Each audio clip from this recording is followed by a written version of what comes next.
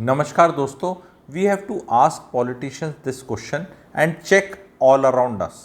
And politicians के बाद फिर आगे सीनियर ब्यूरोक्रेट्स पे भी ये सवाल पूछना चाहिए और थोड़ा जग्गा जासूसी कर सको तो करनी चाहिए। बहुत इंपॉर्टेंट चीज़ है। मैंने एक वीडियो हाल ही में डाला अपना दूसरा मेरा चैनल क्लैरिटी फॉर यूथ पे कि हमारे बच्चों को बाहर अब्रॉड जाना चाहिए नहीं जाना चाहिए। हमारे देश की बहुत बात होती है, इकोनॉमी ऐसे ग्रेट करेगी, इंडिया ग्रेट करेगा, हम ग्रेट कर रहे हैं। एम्प्लॉयमेंट के डेटा में भी आपने देखा, आरबीआई ने बोला बहुत एम्प्लॉयमेंट बन गई है और वो स्टैटिस्टिक्स निकाल के किसी के दे दिए। हालांकि गवर्नमेंट की अपने ऑफिशियल स्टैटिस्टिक्स कुछ नहीं है, बट आरबीआई निकाल कर कुछ दे रही है। बट जब हम लेफ्ट राइट देखते हैं तो एम्प्लॉयमेंट पे हाहाकार मचा हुआ है और वो बोल रहे हैं कि एम्प्लॉयमेंट बहुत है। पर क्या वो बहुत है अगर वो बढ़ा भी है तो क्वेश्चन क्या पूछना चाहता हूं मैं इस माध्यम से, एंड आप लोगों को पार्टिसिपेट करना है, वो ये है कि यूथ को बाहर जाने से पहले कि पॉलिटिशियंस के कितनों के बच्चे बाहर हैं। क्योंकि पॉलिटिशियंस को एग्जैक्टली पता है देश में क्या हो रहा है। दो पॉलिटिशियंस के बताना चाहूँगा, एंड ये को पर्सनल वो नहीं है, बट ये बस एक रोल कॉल ले लेते हैं ना भाई। जैसे कि मैं ये चाहता हूँ, जब हम इलेक्शन लड़ते हैं सब लोग, या पार्लियामेंट में जाते हैं या पब्लिक स्फेयर में आते हैं हम लोग, तो हम बताते हैं कि भाई हमारे एसेट्स कितने हैं, वो डिक्लेयर करना पड़ता है ना। क्वालिफ़िकेशन कितनी है, कौन वो डिक्लेयर करते हैं, आप सबको पता है। इसके अंदर हमारे बच्चे इंडिया में हैं या बाहर हैं, और बाहर हैं तो किधर हैं और कब गए, ये भी डिक्लेयर करना पड़ेगा। आप पॉलिटिशियन हैं, इस देश को अच्छा बना रहे हैं, मेहनत कर रहे हैं और बाकियों का भविष्य सुधारने का आप सब क्लेम रखते हैं, तो आपके बच्चे इंडिया में क्यों नहीं हैं? जयशंकर जी के बच्चे अमेरिकन सिटीज़न हैं। प्लीज़ आप चेक कर लेना, अगर मैं गलत हूँ तो कमेंट सेक्शन में डाल देना। मेरे को दो तीन का जिनका है मैं वो बता रहा हूँ, और जो पब्लिक डोमेन में इजीली पता है। आप लोगों को सबका चेक करना है। जैसे मोदी जी का चेक करेंगे तो उनका तो है ही नहीं परिवार, उनका तो बच्चा और कोई है नहीं, तो भाई उनका तो चेक करने की ज़रूरत नहीं है अपने को। योगी जी का भी चेक करने की ज़रूरत नहीं है, खट्टर जी का भी चेक करने की ज़रूरत नहीं है, ठीक है। तो बाकियों को आप छोड़ दें, पर बाकियों का आप चेक करें कि कितने बाहर पढ़ने गए थे, कितने बाहर रहते हैं। गजेंद्र शेखावत जी के बेटे इंग्लैंड में हैं, तो दो मिनिस्टर्स का तो मैंने जैसे बताया, बाकियों का भी आप चेक करें।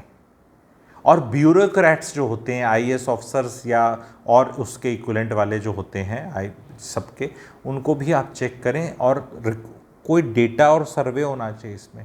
हाई परसेंटेज, अगर इंडियंस की परसेंटेज आम आदमी की लेट से कुछ एक्स है, तो इन लोग की 100x निकलेगी। मैं बोलना चाह रहा हूँ 100 मतलब टाइम्स ज़्यादा हो सकते हैं उसमें। अगर नॉर्मल इंडियंस का जैसे 0.2% निकल कर आए, तो ये शायद 30-40% हर तीसरे का बाहर है या बाहर पढ़कर आया है।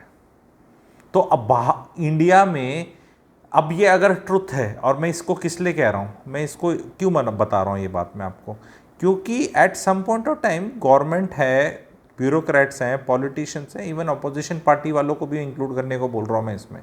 मैं सिर्फ यहाँ पे सत्ता पक्ष के लिए नहीं क्वेश्चन कर रहा। आप अपोजिशन पार्टी टॉप जो लीडर्स हैं जो बाहर रहते थे, जैसे नवीन पटनायक भी बाहर ही काम करते थे, फिर वो पिताजी गए तो फिर वो आए। अजीत सिंह जी भी बाहर काम करते थे, जो चरण सिंह जी के बेटे हैं, ठीक है। और अभी नहीं, पहले से मैं बता रहा हूँ, फिर वो सत्ता में ही सेट आते हैं। कहाँ गए, कौन गए, किधर पढ़कर आए, कैसा क्या हिसाब किताब है इनका। क्योंकि मैं क्यों बोल रहा हूँ, क्योंकि मैं चाहता हूँ कि सत्ता या ऑपोजिशन वाले अब खुल के बात करें कि क्या इंडियंस को बाहर जाके कुछ करना चाहिए। क्योंकि अगर अपॉर्चुनिटीज़ नहीं हैं, सारे लोग तो ऑफकोर्स नहीं जा सकते बाहर, पर क्या बाहर जाना को हम फैसिलिटेट करें, बताएं लोगों से, गवर्नमेंट से टाइप करें कि यहाँ पर उनके स्कूल कॉलेजों के हिसाब से जो उनको चाहिए उसके हिसाब से काम करें। कि भी कोलंबिया में, और मैं यहाँ बड़े देशों की बात नहीं कर रहा, वहाँ तो लाइनें लगी हुई हैं और सारे ना वो रख सकते हमारे, और लंबा वीज़ा और उसके लिए वर्क वीज़ा और वो इश्यूज़ हैं जो कॉमन डेस्टिनेशंस हैं अपने, जैसे यूएस, कनाडा, ऑस्ट्रेलिया और यहाँ पे। पर भाई कोलंबिया, माल्टा, ब्राज़ील, ठीक है, पुर्तगाल, ग्रीस, मैं कुछ और कंट्रीज़ की बात कर रहा हूँ जी। अभी वहाँ पे बहुत जगह ज़रूरत हो सकती है और जा भी रहे हैं। ये कज़ाकिस्तान, तजाकिस्तान, ये जो रशिया से निकले हुए थे, जो यूएसएसआर के निकले हुए 7-8 वो हैं। यूक्रेन में नहीं जाना है, रशिया में नहीं जाना है, लड़ाई में नहीं जाने को बोल रहा, साफ़ सुथरी ठीक ठाक काम वाली जगह। क्या ये बताना पड़ेगा? क्या कुछ टाइप करने पड़ेंगे? क्या कुछ करना पड़ेगा? क्योंकि खुद ही बच्चे लेफ्ट टू देमसेल्व्स हैं और फिर वो पता नहीं कौन सी यूनिवर्सिटियों में चले जाते हैं, किस काम के लिए चले जाते हैं, उसमें हैंड होल्डिंग गवर्नमेंट की नहीं होती। हमारी सारे देशों में एम्बेसियाँ हैं, गवर्नमेंट का तंत्र है। क्या एक तमीज़ और तरीके से जाया जा सकता है, क्या ये ऑप्शन बताया जा सकता है? क्योंकि इससे बहुत फॉरेन एक्सचेंज की अर्निंग होगी, इससे सॉफ्टवेयर भी बढ़ेगी, खुद जो चलेगी और भला कर रहे हैं कंट्री का। एनआरआईज बहुत लोगों को आदर है मेरा।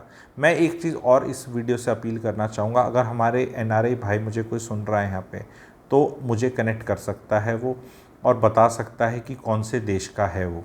में है देश का, तो मतलब ओरिजिनली इंडिया का है, बट कहाँ है, सो दैट मैं कुछ लोगों से टाइप करके इस वीडियो, इस चैनल के माध्यम से एक 15 मिनट का इंटरव्यू टाइप ले सकता हूँ, जहाँ पे भी हैं, जहाँ हम सब पता कर सकते हैं यार जाना कितना आसान है, खर्चा कितना है, तनख्वाह कितनी मिलेगी, कितनी क्वालिफिकेशन पे कितना। एक प्लेटफॉर्म मैं अपनी तरफ से कोशिश करूँ, ताकि क्योंकि क्या कई चीज़ें गूगल करके नहीं पता चलती भी। इंसान के बच्चे से बात करने का मन करता है अपना, कि यार अपना फेलो इंडियन है बता, क्योंकि गूगल पे तो रोज़ी पिक्चर भी निकल सकती है, चैलेंजेस का नहीं पता, बाकी इशूज़ का नहीं पता। तो अगर आप एनआरआई मुझे सुन रहे हैं तो आपको कनेक्ट करना है, और हम व्हाई नॉट 5-10 मिनट का, क्यों बिना पर्सनल डिटेल्स बताए, बिना आपका मे बी नाम बताए, क्योंकि नाम is not important. You can be Rohit, Mohit और शोभित, एनीबडी, मतलब उससे क्या फ़र्क पड़ता है। You are an Indian, you are in that country, आप वहाँ जाने का तरीका कितना आसान है, काम क्या क्या होते हैं, जनरल बात, आपको कोई पर्सनल डिटेल शेयर करने की ज़रूरत नहीं है। ठीक है, वो अगर आप कंफर्टेबल नहीं है तो बिल्कुल करने की ज़रूरत नहीं है। अदरवाइज़ कहाँ क्या नौकरी करते हैं उसमें वैसे भी कोई ज़्यादा हार्मफुल मेरे हिसाब से नहीं है, लेकिन फिर भी नहीं करना चाहते, because aim is not that. Aim is to give जानकारी ऑफ दैट प्लेस, कि आप जाकर वहाँ पे हमें बताएं कि अगर वहाँ कोई हमारा आना चाहता है, लड़का लड़की यहाँ से, तो क्या उसके चांसेस हैं, क्वालिटी ऑफ लाइफ क्या है, क्या चैलेंजेस हैं और क्या फ़ायदे हैं, क्या एडवांटेजेस हैं। जैसे कि डेनमार्क काफ़ी अच्छा कंट्री इमर्ज कर रहा है। एंड मैं ये बता रहा हूँ, हमारे भारतीय जो हम हैं, हम बस ये 2-4 कंट्रीज़ के दीवाने हुए बैठे हैं, और यहाँ जाना भी मुश्किल है। एंड फिर यहाँ जा नहीं पाते तो हम सोचते हैं कि क्यों जाना। और भाई हमेशा जाने के लिए भी कोई नहीं कह रहा, कोई नहीं कह रहा कि जाओ तो 50 साल रहो, वहीं शादी करो, बच्चे करो भाई, पर एक एक्सपोजर मिल जाए, पैसा मिल जाए, समझ में आ जाए, ज्ञान आ जाए, मोटा पैसा आ जाए, बिकॉज सेविंग्स बहुत बाहर हो सकती हैं, अर्निंग्स बहुत हैं। डेनमार्क का जैसे मैंने देखा था कि वहाँ पर डिसेंट अगर आपकी एजुकेशन और वो है रिक्वायरमेंट, तो अच्छा पैकेज लग रहा है एंड क्वालिटी ऑफ लाइफ अच्छी है। कुछ किसी से मैं बात कर रहा था एनआरआईज वगैरह से, तो मैं चाहता हूँ कि फॉर्मली बात कर लूँ। और आप लोग जो मेरा ऑडियंस है, क्या ये फॉर्मेट आप चाहेंगे? क्योंकि अगर आप चाहेंगे तभी तो करने का फ़ायदा है क्योंकि अगर आप देखेंगे नहीं तो फिर बनाने का क्या फ़ायदा है? क्योंकि मतलब इट विल कंज्यूम टाइम ना, किसी से कनेक्ट करना, उससे सवाल पूछना। तो मैं चाह रहा हूँ कि जो normal run of the mill countries नहीं हैं, जिनके बारे में वैसे ही लोग बहुत करते हैं, जैसे कि उसमें 5-6 कंट्री हमारे हैं, ये यूएस, कनाडा, ऑस्ट्रेलिया में भी, सिंगापुर, और ये जो कॉमन हमें पता है 5-6 कंट्रीज़, 1-2 हम यूरोप का कंट्री लगा लो, यूके शूके लगा लो, ठीक है। पर ये जो दूसरे कंट्रीज़ हैं, यहाँ जाना भी आसान है जहाँ, ठीक है।